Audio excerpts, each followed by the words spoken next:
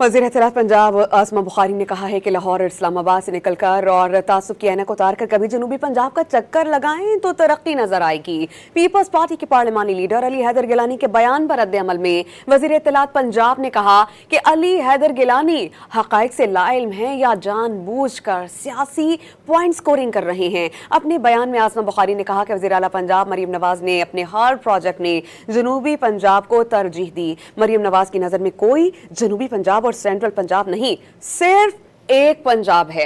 आसमा बुखारी ने बावर कराया कि सबसे पहले इलेक्ट्रिक बसेस जनूबी पंजाब में आई हैं। जनूबी पंजाब समेत सूबे के 10 अजला में इलेक्ट्रिक बसेस कामयाबी से चल रही हैं।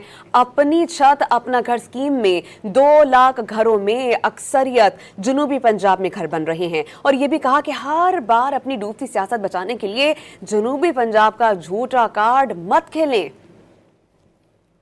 वज़ीर इत्तलात पंजाब आसमा बुखारी ने कहा है कि लाहौर और इस्लामाबाद से निकलकर और तासुब की ऐनक उतार कर कभी जनूबी पंजाब का चक्कर लगाएं तो तरक्की नजर आएगी। पीपल्स पार्टी के पार्लिमानी लीडर अली हैदर गिलानी के बयान पर रद्द-ए-अमल में वज़ीर इत्तलात पंजाब ने कहा कि अली हैदर गिलानी हक़ाइक़ से लाइल्म हैं या जानबूझकर सियासी पॉइंट स्कोरिंग कर रहे हैं। अपने बयान में आसमा बुखारी ने कहा कि वज़ीर आला पंजाब मरीम नवाज ने अपने हर प्रोजेक्ट में जनूबी पंजाब को तरजीह दी। मरीम नवाज की नज़र में कोई जनूबी पंजाब और सेंट्रल पंजाब नहीं, सिर्फ एक पंजाब है। आसमा बुखारी ने बावर कराया कि सबसे पहले इलेक्ट्रिक बसेस जनूबी पंजाब में आई हैं। जनूबी पंजाब समेत सूबे के 10 अजला में इलेक्ट्रिक बसेस कामयाबी से चल रही हैं। अपनी छत अपना घर स्कीम में 2 लाख घरों में अक्सरियत जनूबी पंजाब में घर बन रहे हैं। और ये भी कहा कि हर बार अपनी डूबती सियासत बचाने के लिए जनूबी पंजाब का झूठा कार्ड मत खेलें।